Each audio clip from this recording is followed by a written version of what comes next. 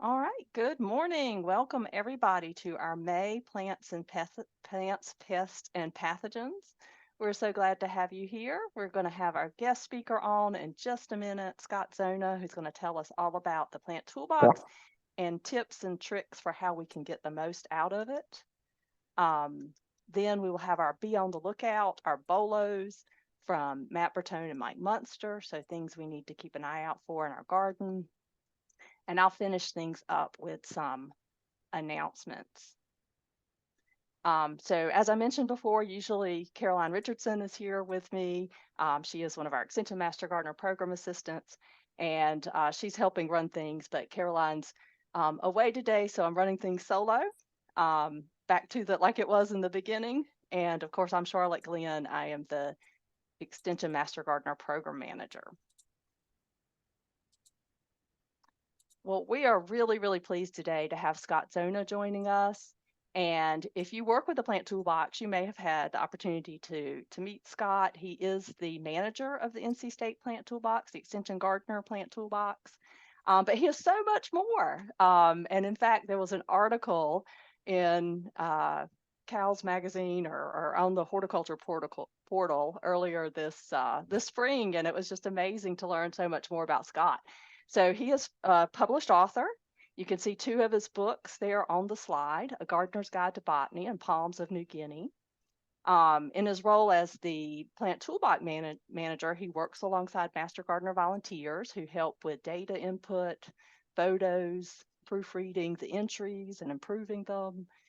Behind the scenes, he makes changes and improvements to the Plant Toolbox and, of course, trains people to use it more efficiently and effectively. Scott has a bachelor's degree in horticulture and a master's degree in botany from the University of Florida. He has a doctorate degree in botany from Rancho Santa Ana Botanic Garden, which is now known as the California Botanic Garden. And he also has explored plants in various regions all over the globe, including Florida, California, Mexico, Central America, the Caribbean, the Pacific Islands, Indonesia, Malaysia, New Guinea, and Madagascar. His interests lie in the diversity and natural history of tropical plants, particularly palms, salvias, and bryophytes. And he has published over 175 articles on these topics and more. In addition to all that, he is also the co-editor of the International Palm Society's quarterly journal, which is known as Palms, and a research collaborator with the University of North Carolina at Chapel Hill Herbarium.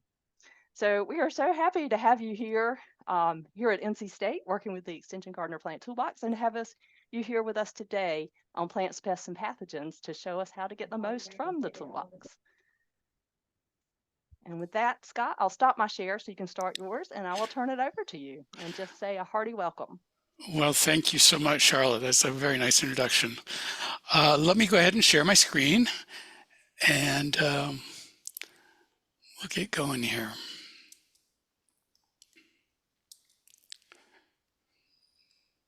I think that's probably the wrong share, isn't it? Let's try again.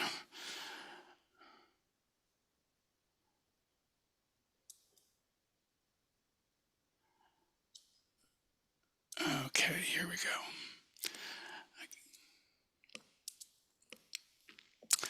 All right. So y'all can see the Plant Toolbox homepage here. Yeah. So let me just kind of rearrange some of the Zoom boxes here so I can find my way around. So I'm delighted to be here to talk to you today about getting the most out of the Plant Toolbox. Let me just pause for a moment to tell you what the toolbox is, what it's all about. The Plant Toolbox is just that. It's a tool to empower consumers to make good choices when they're selecting plants for their gardens.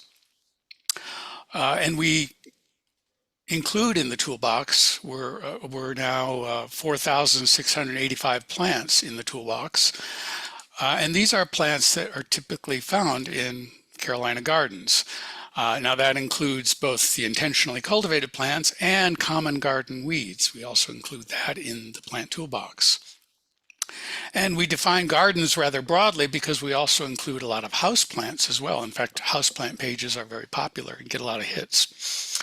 So that's what the toolbox includes. What it does not include, and what the toolbox is not, is a comprehensive listing of all the native plants of North Carolina. It's not that.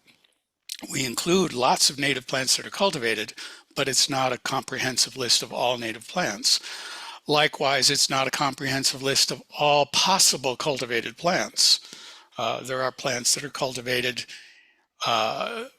in the US, but not in North Carolina, so they're not necessarily included here. And then if you think of things like all the thousands of orchid hybrids that many orchid enthusiasts here in North Carolina might have in their collection, we can't include all those hybrids. So that's what it includes, and so we're heading towards 5,000. We're not there yet, but we're adding more plants all the time. So we're including as many plants that are commonly found in North Carolina gardens as we possibly can. So let me then start on some of the ways to use the toolbox, and probably the ways that I suspect all of you are familiar with is using the search. And the search is up here in the upper right.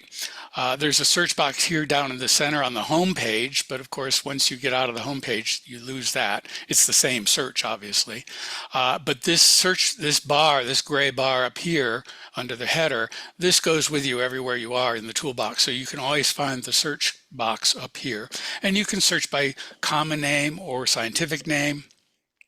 I encourage you to use scientific names whenever you can, because you know how common names, different plants can share the same common name. So you can search by common name, but you might get more than one hit because more than one plant may share that common name. But if you use the scientific name, you'll get just exactly what you're looking for. So that's searching, and I'm not going to demonstrate how to search. I think we've all done enough internet searches to know how search boxes work. But I do want to mention a couple of things that are sort of down here below the fold, and that's the help page. And the help page is very useful. We have a glossary, and we have lots of new additions to the help page. The glossary here, you can click on that for a glossary, and that'll give you illustrations of some of the botanical terms that are used in the descriptions in the toolbox. But if you go down, scroll down, we've added a lot of short video tutorials now. So we have a 2-minute video tutorial to search for plant names, a 1-minute video tutorial for using the quick plant lists. And we're adding these short tutorials on specific topics all the time, so check back. Or if there's a specific topic you think we need a tutorial, let me know. I'll be happy to make one. So we've added a lot of those things. And we have a lot of other general information, like how do we determine if a species is invasive and should be designated as such. So those things are in here. The new USDA hardiness zone map is here. How to use photos. These link to written text, but I'm actually getting ready to do a video for how to use the photos. So anyways, that's the help page. I encourage you to explore that, and maybe that should be your first go-to if you ever run into a question. Now, if we go back to the home page here, the next thing I want to mention are the quick plant lists. And again, these are sort of below the fold here. Quick plant lists are over here on the left-hand column. And these are lists of plants according to what we have here. And you can click on it and you can get a list of all the North Carolina native pollinator plants that are in the plant toolbox. That's a popular one because native pollinator plants are popular. We've teamed up with Audubon to list plants that are bird friendly, and bird friendly means produce food for birds like berries, flowers for hummingbirds, nest sites for songbirds, or plants that host a lot of caterpillars that obviously birds would feed on. So that's what bird friendly kind of in that general sense means. And you click on that, and that'll return a curated list. It's a little slow because it's a big list of the plants that are listed by Audubon as being bird friendly. And I'm sorry it's taking so long here.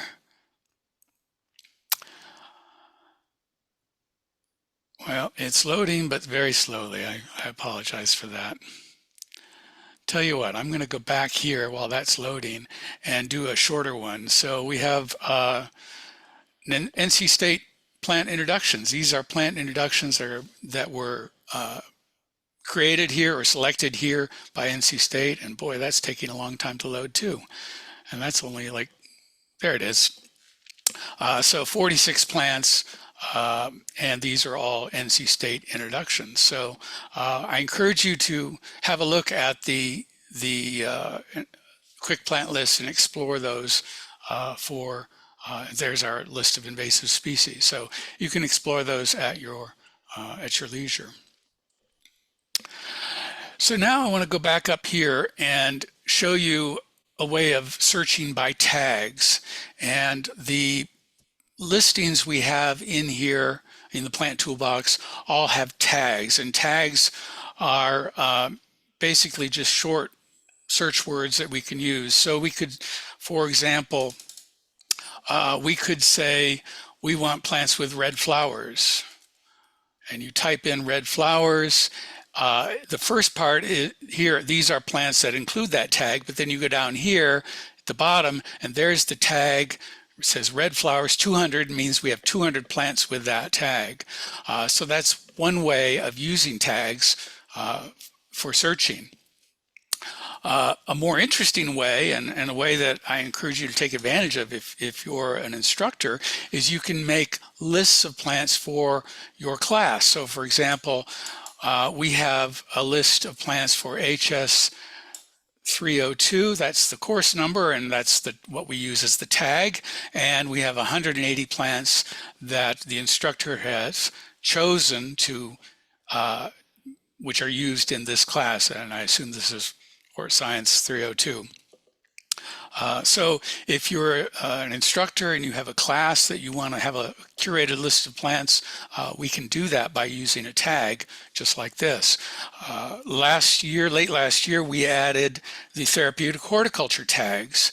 And so if you type TH, and then you can, if we scroll down here, TH smell, TH sight, TH taste, these return, again, curated lists of plants that can be used in therapeutic horticulture. They can be used in children's gardens, demo gardens, things like that. So if we do TH touch, this is a list of plants that have interesting textures and are used for therapeutic horticulture because of their textures. So that's how we use tags, and we have over 1,000 different tags. We try to make them sort of intuitive, so things that you would think of, like red flowers. That's fairly intuitive. And we hope that in the future we can actually have a glossary of our tags, so that if you're wondering what a tag is used for or what tag to use, you could actually see the glossary and have it defined. But that's maybe for the future. I'm going to spend a little more time now over here at this Find a Plant feature. And this is, again, up here in this gray toolbar over here at the left-hand end. And the Find a Plant is probably the most powerful search tool we have on the Plant Toolbox. And when you click it, it automatically returns the entire contents of the Plant Toolbox. So we now have all the plants in the Plant Toolbox, and then you can apply filters. And the filters are all over here in the left-hand column. We have quite a number of filters, and you have to scroll down to see them all. And the Find a Plant will allow you to find a plant very specifically for a particular garden or particular setting, or with a particular garden style, or a particular habit. All those things you can use to filter. And so I'm going to take us through an example And I'm going to start with these cultural conditions. So these are in this kind of top box here in the upper left. And we're going to start with a garden that's here in the Piedmont with acid soil in full sun, fairly common conditions. So we can say the NC region is Piedmont. Now, unfortunately, it returns each time. I can't click all three filters and have it return, but we've now filtered it down to 2,903. Soil pH is going to be acidic. We'll click that box, and we're filtering it down even more, and then we're going to click full sun, and it defines full sun there, right there, for 6 more hours. So we're now down, we've gone down to 1,424 plants that would be suitable for a garden in the Piedmont on acid soil in full sun. Now, obviously, that's still a lot of plants. We want to filter it even more. So let's say we want, we're interested in growing bulbs, so we can scroll down here to the whole plant traits, plant type equals bulb, and now we're down to 49. Let's say we want flower color red, and we're down to 16. And at this point, you could then easily click on any of these listings to see photos, read more about the plants, and decide if that's what you want to use, if any of these are what you want to use. We've got it down to a fairly reasonable number of 16 plants. Now let's say we change our mind about bulbs. We don't want bulbs. You can simply click the green tile here, which is the filter, and remove that filter.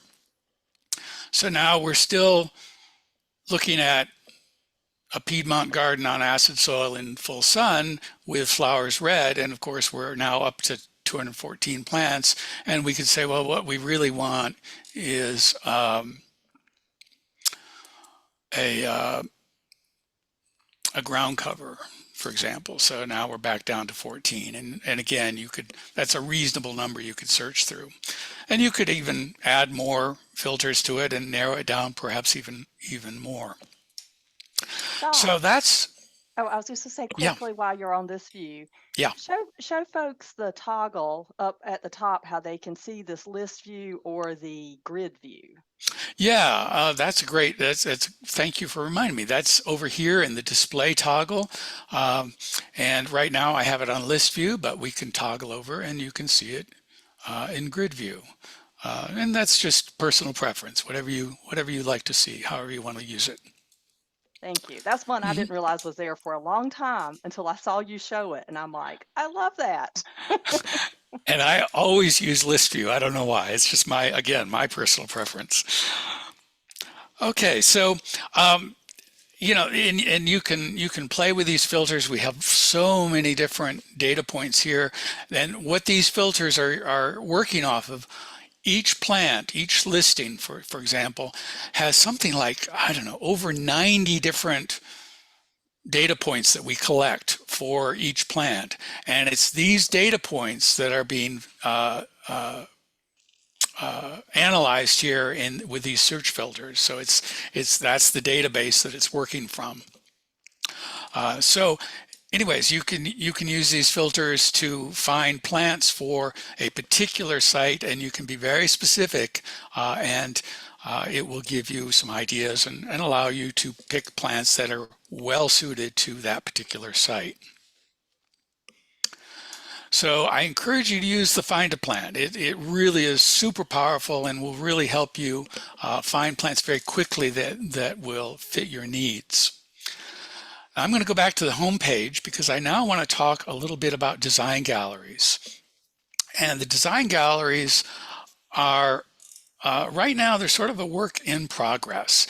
The design galleries are collections of photos from gardens, and they are meant to show you how plants work in the landscape, how plants can be used to solve particular design problems, how they can fulfill a function in a landscape, and how plant combinations can work in a landscape.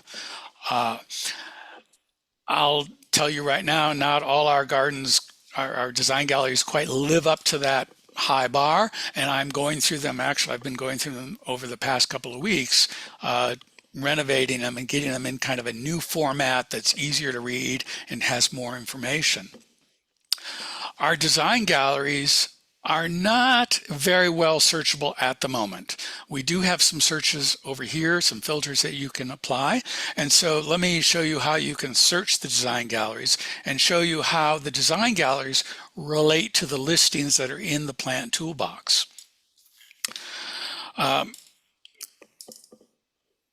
So let's look for a shade garden. We want to see examples of shade gardens, so we're now down to 31 gardens. We want the landscape location to be a small space. That's, there it is. And we want a plant that attracts butterflies, for example. So we can go down here to attract butterflies. And that narrows us down to 4 gardens in the gallery that are landscapes in small spaces that attract butterflies and grow in shade. Now the one I want to talk about is the Sun and Shade Demo Garden from Buncombe County. I actually have that already opened up in a new tab, so it didn't have to load. I should have done that for some of the other ones. And this shows you the new format. The new format, instead of just a narrative, now gives you these sort of highlighted points, the name, whether it's open to the public, where it is, and if it is a public garden, does it have an address? Does it have a website? The hardiness zone, we're in the process of updating all of these to the new 2023 hardiness zones. Whether it's an extension demo garden. I know there are a lot of extension demo gardens that don't have listings in the design gallery yet, and I encourage you, if you're in charge of an extension demo garden, please contact me. Let's get your demonstration garden here in the design gallery where it can be a demonstration garden 24/7. And then we have narrative here about what to look for, special features, and then if there's anything special about the horticulture regimen, whether it's has a drip irrigation or a deer-proof fence or whatever. You'll notice the link here to a public garden map, and I've actually already opened that. This is an interactive map that, oops, I didn't mean to zoom there, sorry, that has lots of different ways of looking for gardens, and we have all the extension gardens mapped here, and here's the Buncombe County demonstration garden, and there's the pin on the map. It tells you the address, a phone number, the county, and right there is the link that links back to the toolbox page in the demonstration gardens. So the map is really great, and I really encourage you to use the map to kind of explore your area if you're looking for something to do on a weekend, or if you have visitors in town and want to see some gardens. This is a great way of seeing what's nearby. So I encourage you to use the map. But if I go back to the listing here, you'll notice we have a diagram or a plan of the garden. Not all our design galleries have that. This happens to have a plan, and we're happy to include it. If we have a garden plan, we love to include it, but it's not required. But if you scroll down, then here are the pictures from the garden, and you'll see that each garden picture has many of the plants. We'd like all of the plants, but at least many of the plants identified. So here is this pink and pink flowered plant with gray leaves. That's Silene coronaria. And if we click on that, that takes us right to the Plant Toolbox page for Silene coronaria, and you can read more about it, see more pictures. And if we scroll down on that page, here are the design galleries that include that species. And there's the Buncombe County demonstration garden. So if I continue on, I want to show you something else that's on the species page. So we're on the page for Silene coronaria. We have some of the cultivars. There's a white flowered cultivar, etc., a double flowered one. There are the various tags that this plant has. Here are the attributes and the cultural conditions and various other aspects of information. But if we keep scrolling down to the very bottom of the page in the lower left is the QR code. And this is proving to be really useful. In fact, we're finding out people using it in ways we didn't even anticipate. This QR code takes users to this very page, to the Silene coronaria page. And what we're finding is that people are copying this code and putting it on their signs that are in gardens. So if someone's in a garden, they can use their smartphone, scan the QR code on the sign, and get all this information. Because you couldn't put all this information on the sign, but you could put a QR code. And you can copy this QR code just like it is any picture here. You just right click it, or if you're in a Mac, it's control click in a Mac, right click it in a PC and save image as, and it saves it, downloads it to your computer, and then you can use it as an image file and stick it on your sign or in a brochure, anything you want. So I encourage you to make use of the QR codes. They're really super easy and helpful. Another thing I want to show you how to use are the photos here. And the photos, these are all kind of curated lists or curated groups of photos, and they all have a Creative Commons license, that CC license. And that means you can use them in accordance with the CC license for your presentations, for your brochures, anything that you need to use. The CC code here, this will actually explain it if you click on it, but by means you have to include the photographer's name. So JJ Harrison is the photographer here. SA means share alike. That means if you use it, you have to allow other people to use it as well. We have NC meaning non-commercial, ND meaning no derivatives, meaning you cannot modify the photo. You have to use the photo as it is. And if you want to use it, again, you just right click and save image as, and it'll save it as a JPEG file that you can then use in your brochures or on your signs, whatever, in accordance with the license. So I think let me just check to see. Yeah, I'm at the end of what I wanted to say, but I want to go back to the home page and just tell you that we are working, I think as Charlotte mentioned, we have a whole team of volunteers. We're working every week to make the toolbox better. We're adding more pages. I have a whole list of plants that I want to add, new plants, new pages to the toolbox. We're adding a lot of, I hope, useful features. We're linking to pictures on bugguide.net, which it has great pictures of caterpillar larvae. So when we talk about plants that are good for caterpillar, for butterfly larvae or moth larvae, we want to be able to, we want gardeners to be able to see, well, what do those larvae look like? Are the caterpillars, the ones that you want on your plant? And so you can click on the link that takes you to Bug Guide, and it'll show you, for example, what does a monarch caterpillar look like, or a monarch chrysalis? So that's some value added, I think, to the plant toolbox. We've added links to the Clemson Cooperative Extension fact sheets.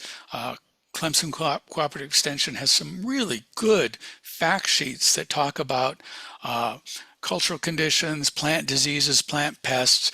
So for example, if you go to our listing for camellia, there's a hot link to the Clemson Cooperative Extension fact sheet, which has a lot of valuable information. Some forthcoming things I've mentioned were Extension IT is going to be looking at the Plant Toolbox software. We have a whole list of some changes, some additions, some fixes we'd like to make to the software. And we hope they're going to get to that sometime this summer. So that may become fall or winter. You'll be seeing a new and improved Plant Toolbox, more searchability, maybe better user interface, some improvements along the way. I'm in contact with the North Carolina Wildlife Resources Commission. We hope to have a list of bat-friendly plants. Now, our North Carolina bats are not nectar feeders like they are out in the desert Southwest or in Mexico or in the tropics, but our North Carolina bats feed on insects and particularly moths and other night flying insects. And so our bat friendly plants are plants that will attract these moths either as a food plant or a larvae host plant, and you could plant these plants in your garden to attract the moths, which will then benefit the bats. So we're working to try to bump up the wildlife value, because wildlife gardening is so popular nowadays. We're really working hard to make the wildlife gardening aspect of the Plant Toolbox more valuable to users. So that's all I have to say to you all, and I'd be happy to answer any questions or show you how to do something if there's a specific thing you'd like to see me do while I've got my screen up. We do have some good questions here in the chat. Oh, So I can read them out to you. Please, yeah, please. So there was a question about if the website is made for mobile devices. Are you able to simulate what it looks like on a mobile device and show how those menus change? I can't. The menus do change, or the placement of things does change if you do it on your phone. But all of the menus are here. It's usually, you'll see lots of 3 little lines, and you've got to look for those 3 little lines that will show you. You click on those and that'll drop down menus. You can certainly use this on a phone. I use it on my phone all the time. And if you go to the help page, it will show you how to add the Plant Toolbox to your phone. This is for an iPhone, but because that's what I use. But I know you can. I've done it on other brands of phones. So that's what it looks like on a phone, and you can see you've got the little menu, the little 3 little lines there for the menus and the navigation menu there, and you can add this to your home screen, so it looks sort of like an app sitting there on your home screen. That's how you do it with an iPhone, but you can do it with other phones as well. So this tip is there on the help page, and I've added it to my home screen. I use it just like an app. Great. There was a question when you were talking about tags, if there's a list of tags. There is not. Not yet. But in progress? In progress. That's something we would like to see added if we can. We're going to have IT add it to the next iteration of the Plant Toolbox. But if you start typing something, it will start to put the tags all the way at the end. So you can. I typed butter, and it gives you butterfly friendly, butterfly garden, butterfly caterpillar host. So those are the tags that include butterfly in them, or include butter in them. So if you start typing a tag and scroll to the end, it'll show you what tags have that that start. They just give it a shot. Yeah. We have a great question from Horace. It says, we live in Morganton at 2,000 feet elevation. Does the site define us as in the Piedmont or the mountains? So for those regions, is there like a breakdown of where they actually are? Ooh, that's a great question. I don't know exactly how the regions are broken down. These regions were here when I took on this job, so I don't quite know how the regions are broken down. Let me look into that, and that's something I can put on the help page, an explanation of what are these regions, what do they mean, and how are they defined. Yeah, I'm sorry I can't answer your question today, but I'm going to look into it and put an answer to that on the help page. Great. We had a request just to show again how to get to the design gallery. Okay, that's easy. It's always right here in this gray toolbar right under the header, and it's right over here, Design Gallery. Click on that, and there's right now we're at 121 gardens in the Design Gallery, and they're just listed alphabetically here. And then additionally, a request to show again how you got to the demo garden, specifically to the part about demo garden. Yeah, I was you can just scroll down and find a demo garden this way. Unfortunately, we don't have it where you can search for all demo gardens. We would like that in the next iteration of the toolbox. We'd like to be able to search for extension demonstration gardens. But if I just scroll through, let's see, I think the Durham County should be coming up here.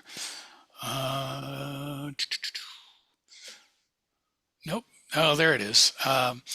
There's an example of a demonstration garden. This is the Durham County Extension Master Garden demo garden. Yeah, we do not have a way of searching specifically for just the demonstration gardens. Now, if you go to the interactive map, there you can see there's a list of here it's one of the options here. You can click on these various options, and one of the options is extension demo gardens, and that shows you all the demonstration gardens on the map. But not all of these have links to demonstration gardens in the plant toolbox because unfortunately they don't have a listing in the plant toolbox yet. I'll be sure to include that link to the interactive map in the follow-up resources so folks can get to that. Let's see, we got some other really good questions. You addressed this one, but I think it's kind of an additional point. It says, are all the photos available for us to use or are some restricted? And you talked about the Creative Commons license, but are there some photos in there that don't have a Creative Commons license that people wouldn't be able to use? There might be, to be honest. We have thousands of photos in here, and whenever I find one that's not a Creative Commons license, I remove it. And again, unfortunately, we don't have the search capability to search photos by license. I wish we did. We don't. And I encourage you to, if you're going to use the photos, just be sure to look to see the Creative Commons license is right there under the photo, and if you scroll through, it's always listed. And if for whatever reason there's one that does not have a Creative Commons license, then I certainly would avoid using it, and maybe let me know, and I can remove that photo and replace it with one that has a CC license. All right. Let's see about the demo gardens.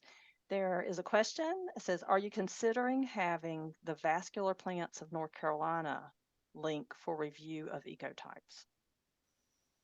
That's the question. The vascular plants of North Carolina review for ecotypes. I don't know if I'm familiar with that. I assume you're not talking about the Flora of North Carolina website that is really great for identifying native and naturalized plants in North Carolina. Review of ecotypes. Whoever asked the question, please send me information about that because I don't know about it. And yeah, if it's valuable information, we definitely would like to be able to add it or at least link to it. All right, that was Dale Hagwood. So hopefully Dale will reach out to you and let you know more about it. Yeah, please. I have a great question from Michelle. How would I volunteer to assist with the plant toolbox? Well, you just send me an email. That's the way to do it. That's the way to get started. Send me an email, and we'll go from there. And we always use volunteers. I have 3 teams of volunteers. One team that does proofreading of these descriptions here, and I can tell you right now this one has not been proofread yet. I have a team that does research and data entry, so they are the ones that help me create these pages and filling in all those data points about whether it grows in sun or shade, all those things. And then I have a team that helps find photos and adds them to the listing. So if any of those activities sound of interest, like they would be of interest, please get in touch. I could always use more volunteers. All right, I added your email address to the chat for folks Thank who you. want to volunteer. But on a related question, what if people are in here and they just see something like, I don't think that's the right picture, or I think there's a typo here? How would they let you know about that? Again, just email me. That's usually the easiest way. I only work certain days a week, so I may not get back to you right away. If you send me an email on a Thursday, I won't see it again till Monday. But yeah, email me. And yeah, please, if you see an error, especially with maybe a misidentified photo or something, yeah, please let me know, because we definitely want to get things right. Definitely. All right. And we got just a few more. There was just a comment that it would be very helpful to be able to search for spellings that are close but not exact. Yeah, That's yeah, that sort of fuzzy logic searching, yeah. like they do it, Google does it. That's something we've said we would like to have, and if IT can give it to us, then the next iteration it'll be there. All right. And there's a question from Mary Lou about the Our Partners section on the right side. What's that Yeah. about? Yeah, well, thank you for bringing that up. It allows me to highlight some of the organizations and people that are helping us out with the information here. I should shout out to our funding partners here, and we have some faculty here that have contributed some of the videos. There's a lot of our listings, not all, but a lot of them have videos, little short videos. They're short 1, 2, 3 minute videos talking about the plants, and these are provided by horticulturists at Iowa, Oregon, and University of Tennessee. And then we have, as I mentioned, we're partnering with Audubon to come up with their bird-friendly native plant list. The Champion Big Tree database, NC Forest Service, and then of course resources within NC State like the herbarium, the J.C. Ralston Arboretum. We get a lot of our photographs from there, and photographs from J.C. Ralston will actually have the J.C. Ralston logo right below the photo, right next to the CC license. Of course, there's a page that links to our Extension Master Gardener volunteer page. North Carolina Sea Grant has given us a quick plant list over here of, let's see, where is it? For beneficial coastal plants, and that's courtesy of the NC Sea Grant. So yeah, these are all of our partners that have contributed or are helping us with the toolbox. And mentioning making contributions, Jamie wants to know if you accept new photos. So Always, yeah. We're always looking for good photos that illustrate the plants, especially, we'd love to be able to have plants illustrated through all 4 seasons. What does a plant look like in fall? Is it different than what it looks like in summer? And and the different parts of the plant, you know, the leaves, the flowers, the fruits, all those things. So yeah, we're always looking for photos. Some plants, you know, we have adequate photos, but many of them we don't have adequate photos yet, or we're not at capacity. So yeah, if you have photos you'd like to contribute, just get in touch with me, send me an email. All right. And can you search for carnivores, which I'm guessing means carnivorous plants? Yeah, you know, and I'm guessing, I'm hoping, I've never done that, but if we do go down to the find a plant and plant type, we have carnivorous. There it is. Yay. So we have our listing of carnivorous plants there. Fantastic. So that was find a plant and then plant type equals carnivore. And just looking back through, I think we've covered most of what's here. Just a few more questions about getting to the demo garden map, but just wanted to remind folks, I'll be sending, the direct link to that out with the follow-up resources, as well as instructions for how to get your demo garden listed. I don't think the instructions for how to get your demo garden listed on the site aren't linked on the site anywhere, are they? No, no. Okay, I'll get that link But again, included. just contact me and we can work it out. Yeah, that's a good point. Another way is just, yeah, contact Scott to get your demo garden on the site. And we've got one last question. Several extension services around the country are publishing information related to companion plants and even I can't say this word, allelopathic interactions where one plant suppresses the other. Any plans to include this type of information in the plant toolbox?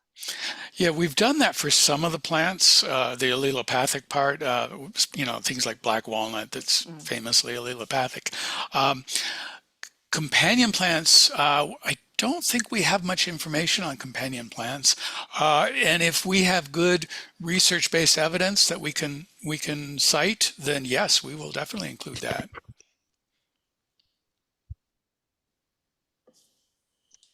All right. Well, I think that wraps up our Okay. questions. So we really appreciate you joining us today, Scott, and showing us all the tips and tricks for using the plant toolbox.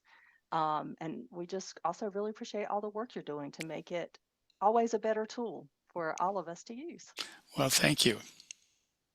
And same to the volunteers who are with us today, who are part of that plant toolbox team. Thank you. I'm sorry I can't be there in person today, or at least virtually in person, but I am actually at a meeting for urban pests. So I apologize if you hear any sounds out there. I'm recording this from my hotel room in Mobile, Alabama. But I'm going to still talk to you all about some arthropod bolos for late May and early June.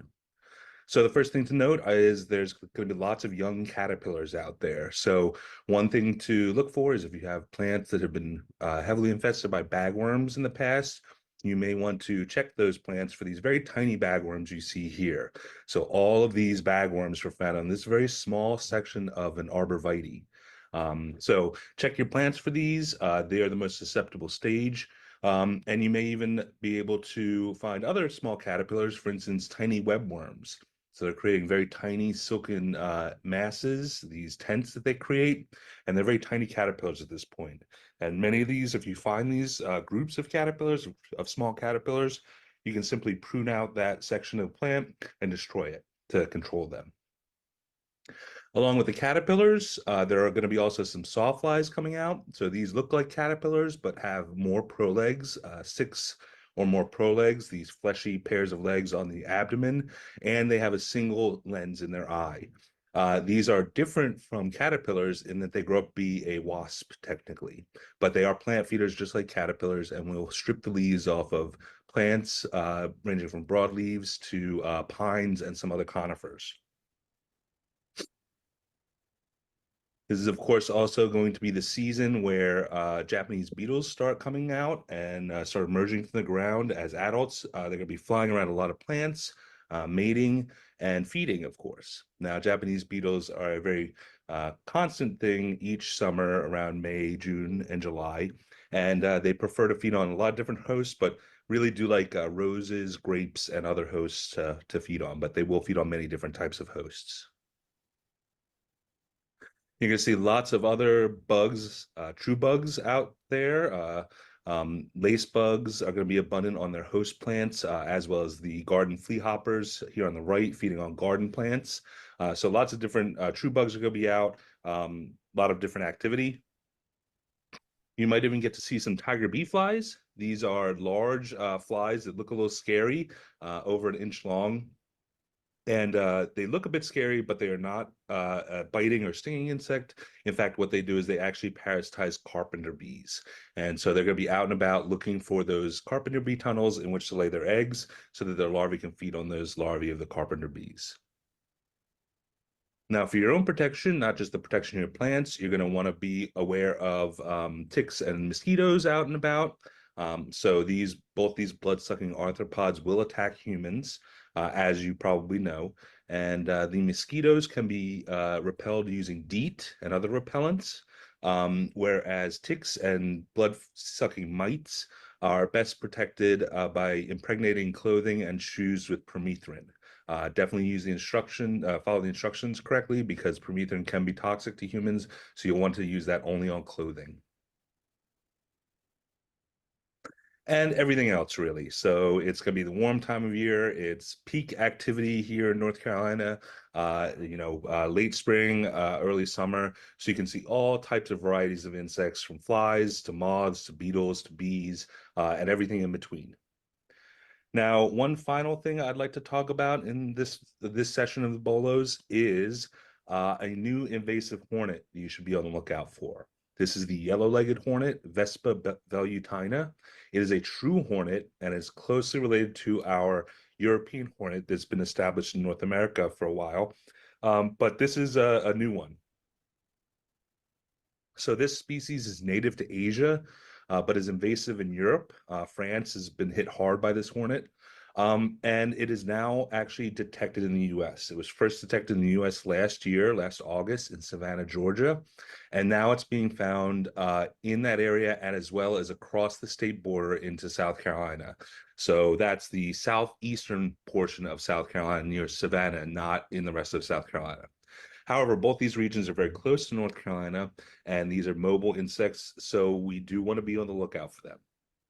Now, what do these look like? So they are about 3/4 of an inch to 1 inch long. So they're large, but not gigantic. So these are not the giant hornets that we've been talking about in the past.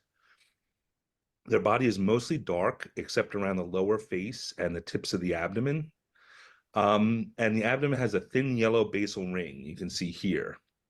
And furthermore, the name, the yellow-legged hornet, comes from the fact that the tarsi, the foot section of the wasp, is yellow, very pale in comparison to the rest of the body. Now, these may look similar to some species we have present already in North Carolina. And so just to talk about a little bit more about their biology, they are like other hornets and yellow jackets in that they have one nest per year. At the end of the year, the whole colony dies off after the males, the new queens and males mate. The males, the workers, all die off. The queens overwinter and then start constructing a nest in this next spring. So the nests of these wasps, these hornets, are very large, round, and covered in paper. So these are kind of stereotypical, kind of cartoonish nests that you see oftentimes in media. These are very similar to our local bald-faced hornet, native hornet, which is actually technically a yellow jacket that makes these large, round paper nests up in trees. But they differ a little bit from the bald-faced hornets in that they're more warm-colored or more brownish or orangish rather than gray. Now, what we're really concerned about with these hornets making it to North Carolina is not really about human or animal health. They are not any more dangerous than a typical large wasp we have around here. But really, the main concern is that they are one of the species that does destroy bee nests. They will attack honeybees and can overwhelm hives and kill them. So that's the main concern of this hornet in the US. Now, don't confuse it for some local species we have. So there are lots of large or medium-sized wasps or hornets and yellow jackets around. So the European hornet is a fairly large relative of the yellow-legged hornet that is been in North America for over 150 years. It's got this maroon look. It doesn't have the yellow feet, and it has a much more complicated pattern on the abdomen. Paper wasps may have yellow legs, but they're much thinner looking. They usually have dark wings, and they are very common, and they build these open paper nests, these umbrella nests up in eaves. Southern yellow jacket queens are very large and orange. They'll have yellow legs, but they have these two yellow stripes on their thorax, and they're more orangish and yellow covering the entire body, especially the head. There are lots of yellow jackets around. Again, they're going to have yellow legs as well, but they're not a true hornet. They're going to have different markings and are going to be a little bit smaller. In the summer, we have the cicada killer wasps, which are not close relatives of the hornets, but sometimes people freak out and think that there's something invasive, but they only hunt cicadas and are solitary nesters, usually in common areas in the ground. And then finally, the bald-faced hornets is a native wasp that we have. It's about the same size as the yellow-legged hornet, but does not have those distinct yellow legs and has these creamy ivory-colored markings rather than yellow markings on it.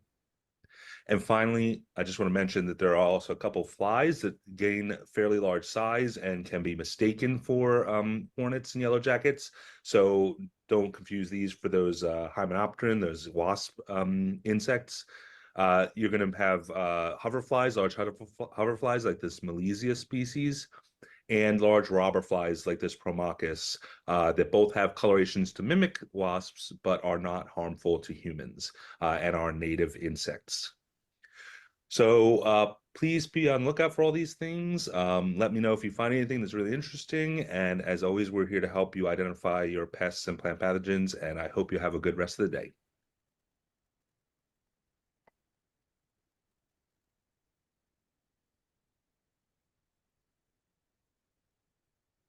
All right. We really appreciate Matt taking the time to record that. I know there were some questions about the yellow-legged hornet, and NCDA has a press release about it that will be included in the follow-up resources, which, again, if you register on the EMG intranet for the plants, pests, and pathogens, you'll get the follow-up email. Also, if you are on our NCEMGV Google group, which is our breaking news Google group, if you want to get the more regular announcements, you'll get it that way, and they will be posted with the recording. There'll be a follow-up resource document posted with the recording on the EMG intranet on the North Carolina site under plants, pests, and pathogens. So there's multiple ways to find those. And I also wanted to mention, just in case anybody else runs into trying to share sound when they're sharing their screen, that option is no longer under the share screen menu. I found it under just the 3 dots that say more, and it just said share sound. So that one's been moved.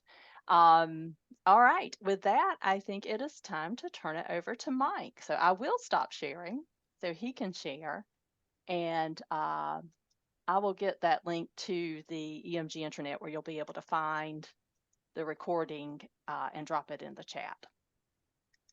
All right, thank you, Shaw. I just want to add one little piece of information to the bit about the yellow-legged hornet. I don't know if anybody else caught it, but it was mentioned on the radio this morning. And the NCDA has a site for people who want to report a suspected nest of the yellow-legged hornet. Again, it's not been found in North Carolina yet, but it's something to be on the lookout for. And we will include a link to that page, the NCDA page, in the resources. All right.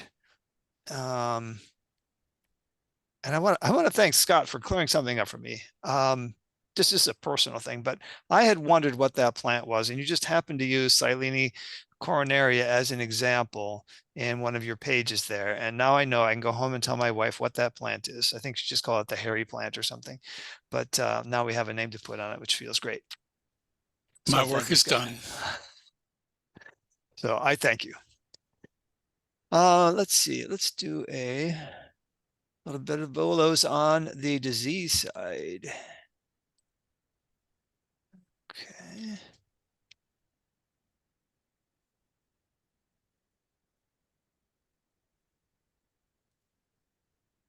So hopefully you are seeing a bolo quiz question. Oh, yeah. I want to start out with a few things that I've talked about in the past, but let's just see if what I said resonates still and people want to. We'll just do this via the chat. I didn't set up any polls on these, but if anybody wants to drop in the chat what they think this is on this mulch underneath the little yopon there. Let me go over to the chat. All right, yes. Very good. This is a slime mold, and it's the one that we call the dog vomit slime mold, or the scientific name is Fuligoseptica. It starts out as a yellow frothy sort of mass. And I remember I've told this before, I think when my son was little and we went to an ice cream shop and there was a mass of this in the landscape bed out in front. And he said, "Can I touch it?" And yeah, sure. And it's completely harmless. Unless you happen to be allergic to the spores, but it does no damage to plants, people, or animals. So not to worry if this shows up, in the playground or whatever. It will, of course, age and turn from the frothy yellow to later kind of a pinkish color as the crust develops on it, and eventually it will kind of bleach out, and inside, if you step on it or disturb it, you'll see the spores that blow around to continue the life cycle. So these are very interesting organisms. We talked about them in the past. There are quite a few, some of them quite beautiful when they're in their spore producing phase, but the one that people most commonly see is the Fuligoseptica, and a frequent sight in our hardwood mulches. All right. Bolo question number 2. What are we looking at here? We've got a tulip poplar leaf, an English ivy leaf, and I think that's a poet laurel there.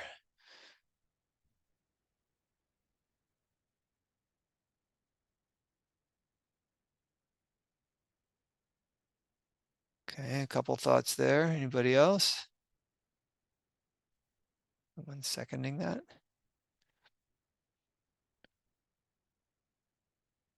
All right, we'll go ahead and reveal that. Yes, those who said sooty mold are correct. And the important thing about sooty mold, well, first of all, just to diagnose it, is simple.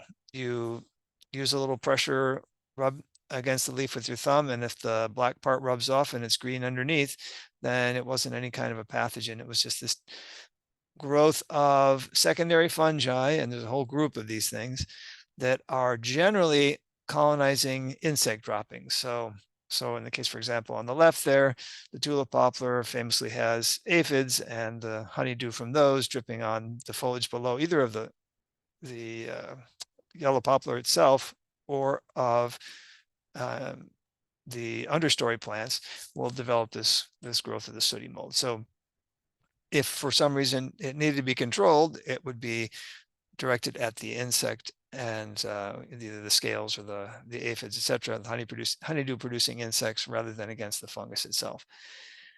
In a few occasions, we've seen sooty mold growing on what we think are just plant exudates, but in most cases it's because there's some insect activity around. All right, let me do a few. Don't usually, maybe ever, start with the fruits on our bolo lists here, but we're going to give them pride of place today. If you happen to be growing peaches and you have the young fruit developing, you may see a couple of diseases. One of them is scab, which will be the smaller sort of lesions on the fruit. And in fact, they would be able to cause the fruit, if they're there when it's developing, to kind of crack open as the fruit expands. Whereas brown rot is a larger area of decay on the fruit and will be something that you'll see later on when the fruits are starting to mature, although there is a blossom blight phase to brown rot, to the same fungus causes that you may already be encountering. With apple, I'm going to talk a little bit about fire blight in a moment, but an example, we've used this example before of cedar apple rust. We've talked about how it looks on the junipers in April, and then now in May, we'll be seeing the spermaceal state here, the bright orange, yellow kind of spots on the leaves. It's not so much on the fruit. And on the underside, then probably in June, you'll see the development of the Eschia producing the spores that will be capable of infecting the junipers again. Marsanina leaf spot is one that I think it's only fairly recently become a problem in North Carolina, but if you have apples, you want to also be on the lookout for this one. And a little bit similar to black spot on rose, you'll notice the kind of similarity there in the shape of the spots and with Marsanina. Frog-eyed leaf spot is another leaf spot disease that may occur now on apple in June. With blackberry, cane blight, of course, rust diseases and viruses. So here is a picture of a blackberry that had, let's see, I've got to look at the notes, blackberry yellow vein associated virus. And you can see why it would be called that, but there's a lot of different viruses that can occur on blackberry in North Carolina, or several anyway. We have seen some fusarium wilt in commercial blackberry plantings, but as far as I know, not in home landscapes yet. And with grape, downy mildew and herbicide injury. For example, muscadines are famously sensitive to the phenoxy type herbicides, these synthetic auxins like 2,4-D, and you get this sort of deformation on the foliage. So something to be looking for on grape. So I said I wanted to say a little bit more about fire blight. It turns out that we've had a lot of cases here, at least suspected cases based on photographs, such as this one here this year. I'm not sure why that would be, but on both pear and apple. So this is from this month, a Gaston County apple tree from a home landscape. You notice that it's individual branches showing symptoms, not the whole tree at once. And the typical shepherd's crook there on that new shoot, where the bacterium will be extensively colonizing the interior of this stem. So it is going to be there on the inside and runs down quite a bit. So if you want to prune ahead of this in the active season, you need to go quite a way. I've seen recommendation size 12 inches beyond what you would say is the visible damage. It can also cause blighting of the fruiting spurs. So this is another photograph from the same situation, and likely this is also fire blight in there. One of the ways that this moves around is actually honeybees visiting the blossoms. A couple of side notes here, though. If you see this on peaches, stone fruits, do not suspect fire blight. This could be the blossom blight phase of the brown rot pathogen that we mentioned before. Another little side note, if I ask people to think of two positive qualities of Bradford pears, not that I'm trying to defend it, but one of them happens to be that it is not very susceptible to fire blight, the Bradford cultivar of the Callery pears. While we're on the subject, though, of those Callery pears, you will be noticing in the next month or so, if you haven't already, the fruiting, the Eschia of one of the other Gymnosporangium rust, not cedar apple rust. This one could be cedar quince rust, but there are a number of these that occur on not just Callery pear, but also edible pear, serviceberry, flowering quince, and edible quince. So we've had cases so far being sent to us on edible pear, on edible quince, on serviceberry. This year I've seen it myself on flowering quince here on and next to campus. It will infect the fruits and also, to a lesser extent, the stems, causing swelling, and then the production of the fruiting bodies, or the Eschia, that are kind of with a papery covering to them that the spores are produced at the base of and cause the dusty then coating. All right. Leaving the fruit behind, and just a real quick mention, I'm going to shortchange the woody ornamentals a little bit this month, but I just want to mention powdery mildew is something that we'll be seeing, and it can look quite different depending on the host. So on something like Euonymus, we have a real dense covering of a very obvious white and mildewy looking growth of the fungus. And on dogwoods, early in the year, yes, you can get that. You can sort of see that in the leaf here that has a little bit of an angle to the way the camera is pointing. But often in the later parts of the, well, in the midsummer, you'll just get the general graying, modeling look of the leaf, and you'll have to really look hard, hold that leaf up at an angle so that you can kind of get the glancing view of it and see if you can detect the powdery mildew there, because it's rather thin, but it does cause symptoms on the leaves. So this is powdery mildew versus powdery mildew. And then very quickly switching to the vegetable garden, I want to again emphasize the difference between powdery mildew and downy mildew. So powdery mildew is a true fungus. With the cucurbits, it's most problematic on squash and pumpkin. And downy mildew is a fungus-like organism, an oomycete, that we can see on different cucurbits, but there are different, rats, what are they called? Not strains, but there are two different types, one that has certain host preferences and another that has others. The look of it on cucumber tends to start out as these bright yellow angular spots, but then those would progress to a necrosis, to dead spots. On other hosts, it can be a little bit different, less angular on melon. Here's a picture from squash that took when I lived in Mexico, and you can see both the dead now necrotic spots where there was downy mildew plus the little patches of powdery mildew there on the surface. The sporulation of the downy mildew would be on the underside of the leaf only, and it would be, if it's present, it's sort of a faint bluish gray color there where the spots.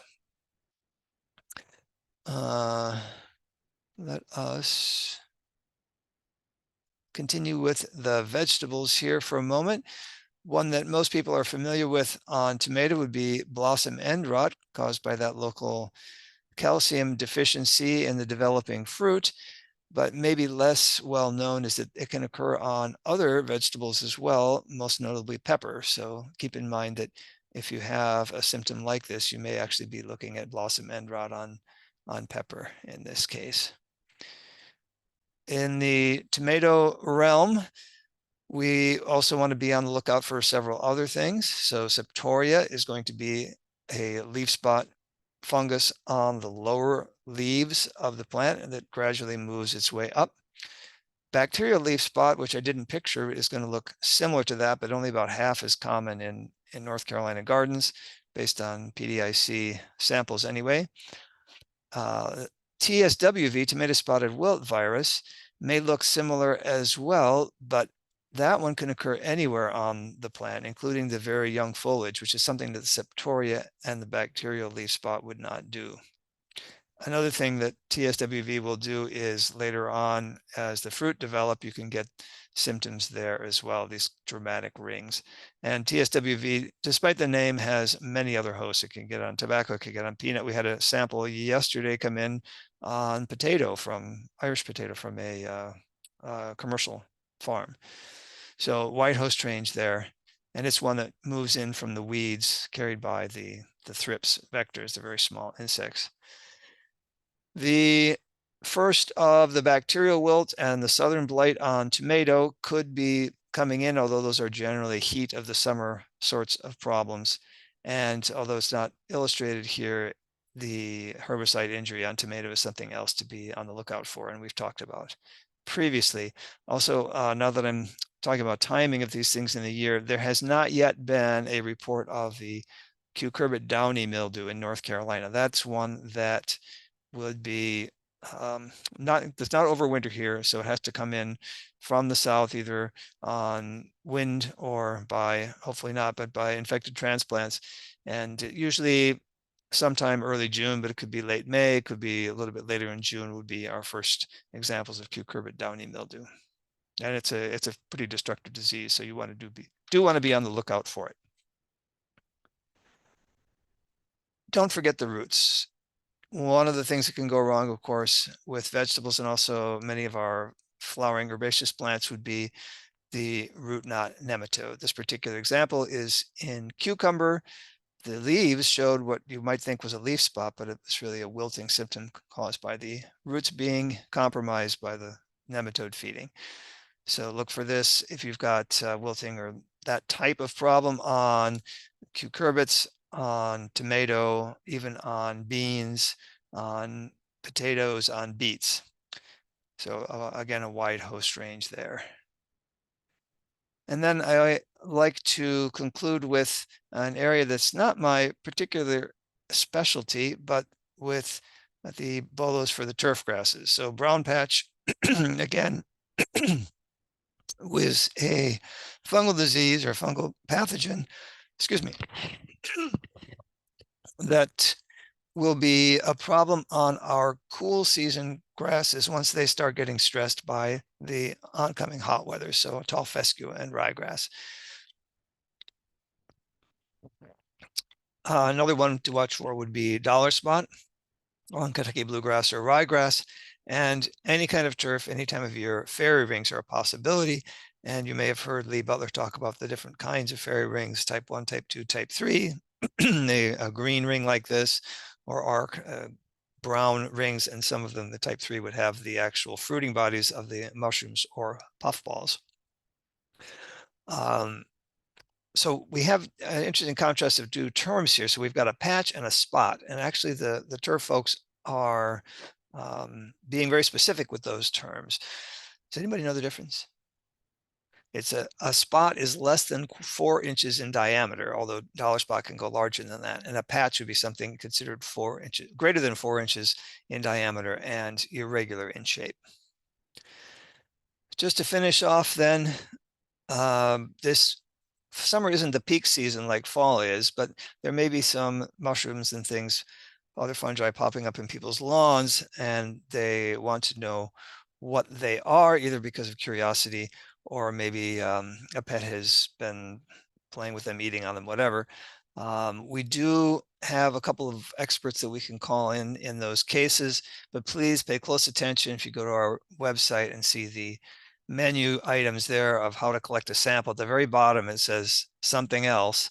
And that's the URL. You don't need it. You can just go to our website and go send or how to collect a sample, how to submit a sample. And there under the something else, you'll see the specific instructions for when there's a fungal ID. Please note, though, we do not do recommendations for the table. If someone wants to know because they want to know if they can cook it up for dinner, we don't go there. And obviously, because of the great number of possible diseases and other interesting fungi and things coming in during the month of June, there's much more in the BOLO department that has been left out of this presentation. But if you want more, go to our website and click on the BOLO link in the menu on the left. And with that, I will stop sharing and take a quick look at the chat here. Okay. I'm not surprised about Amelanchier. Let's see. Oh, wait. Roses. Okay. Yes. Start with the roses. Roses browning before opening. I don't know anything that would do that and only that. You can look again at our website to see some of the things you might experience on roses. I don't think that the sawflies are on there. That's something that I thought maybe would be good to mention, but they cause what look like spots, but they're windows when they're young and they're feeding on it. Of course, rose rosette is a big one, so that even is possible, but you would have other symptoms than just the flower buds aborting. So I'm not sure there, but thank you, Charlotte, for adding those fact sheets there. Yeah, I'm not sure about that. I know chili thrips can cause damage on roses, but I'm more familiar with it on the foliage. So if you do have some photos you want to submit through the website, we don't charge to look at those, and we can take a peek and see what might be going on there. Fire blight on service spray. Let's see, headcline suspected. Yeah, we've never, I'm not sure we've ever seen it on Serviceberry, but we could test for it if it were really suspected. I can go look that up in a moment. Yes, it could be clades that they're talking about, right? For the downy mildew, the ones that have certain host preferences. Can crab apples get cedar apple rust? Yes, definitely. So that should be on your bowl list for your crab apples as well. And then someone suggesting that heavy rains could be causing problems on the rose bloom. All right, I successfully ate up all that extra time that we had, so I will turn it back to Charlotte for the final announcements. All right, thank you, Mike. You navigate the share screen again. So we will close out with some announcements and appreciate everybody joining us today. Of course, our first announcement is about Extension Master Gardener College, which will be held this fall, September 24th, 25th, and 26th. Mike will be leading one of the workshops. Matt will also be giving an insect walking tour on campus. So we've got lots of great things planned, and we'll have more information about the specific schedule coming out very soon. But our theme is growing healthy plants, pollinators, and people. We hope you will join us. Registration will open in July, and we also have some sponsorship opportunities coming soon. So if anyone out there knows of someone who could be a sponsor, is willing to contact a potential sponsor, or if your group or local association wants to be a sponsor, we'd love to hear from you. But we are really excited to announce now that we are going to have, for the first time, scholarships available. So we have some funds through the North Carolina Extension Master Gardener Endowment that will allow us to provide a limited number of scholarships for volunteers who need financial assistance to attend. And we've got that information posted now on the EMG intranet. This will be in the follow-up resources. We also have a way you can donate to the scholarship fund. So if you would like to help increase the number of scholarships that are available this year, you can donate directly online or mail in a check. So there's more information about that posted as well. So we hope many of you will be able to join us. A few other things coming up next month. Yes, next month is June. June 13th, Dr. Joe Neal will join us for just a standalone continuing education webinar on landscape weed identification and management. So this is a huge topic. Everybody always has so many questions. So we made this its own webinar that could be a little bit longer than our plants, pests, and pathogens format, because we know there'll be so many questions. But you can register for this on the EMG intranet, and of course it will be recorded. And like our plants, pests, and pathogens webinars, the recordings are posted on the EMG intranet. And I did drop that link in the chat where you can find this year's plants, pests, and pathogens recordings. And if you want to learn about all things going on with plants, this is the conference for you, or symposium for you. The Southeastern Plant Symposium, which is hosted by the J.C. Ralston Arboretum and Juniper Level Botanic Garden, will be held June 7th and 8th at the Hilton Raleigh North Hills in Raleigh. And you can actually attend in person or virtually. So, of course, we'll include the link with our follow-up resources that will let you know more about both ways to register and all the different speakers and things that will be going on there. But that's a really exciting opportunity to get into everything that's going on with landscape and ornamental plants in the Southeast. And if you are on the NCEMGV Google group, our breaking news announcement list, you've got an announcement about this last week, but our neighbors to the north up in Virginia, they hold a Master Gardener College every year, typically in person, but they have done a few virtual recently. So they're going to hold and offer their Master Gardener College completely virtual this year. Although I believe there's an opportunity for to attend some tours on one day in person. But it will be June 5th through 9th, and they have opened registration to Master Gardener volunteers around the country. So if that is something you're interested in, I encourage you to go to their website and check it out. I think they have a current rate. I think it's $60 through May 29th. So definitely be sure to check on that and look at it soon, because I think the price is going to go up after May 29th or 30th. And if you're hearing cicadas, the periodical cicadas, and you want to learn more about them, there was a great webinar with Matt Bertone and Kelly Oaten a few weeks ago, where they were talking all about these periodical cicadas. And so that is recorded and posted, where you can go, you'll be able to go to these slides as well. They'll be posted and available to you. So that'll let you click on the link and you can play that recording on YouTube and get all up to snuff on the periodical cicadas, just in time to forget it the next time they come back around in 13 years from now. But it has been a very interesting time. And that brings us to the end for today, and our announcement for our webinar next month, Plants, Pests, and Pathogens, of course, will be June 25th, again at 10 o'clock. And we're really excited to have Elsa Youngstead and Hannah Levison join us. They will be talking about managing perennial stems in your garden for pollinator habitat. And some of you may have participated in kind of like a experiment with them over the last couple of summers, where you collected stems from a demonstration garden or your own garden and sent them in. And they worked on, along with their interns and students, splitting those open and seeing what was living in them. So this is going to be the results of that, to talk about what type of bees and other pollinators use perennial stems for nesting habitat, and how you take care of your plants in the garden, particularly when you cut them back, can increase or decrease habitat value for those pollinators. So that will be another great one, and we look forward to seeing you all next month on June 25th for that. Thank you all, and I hope you all have a fantastic Memorial Day weekend and rest of this week, and I look forward to seeing you next month.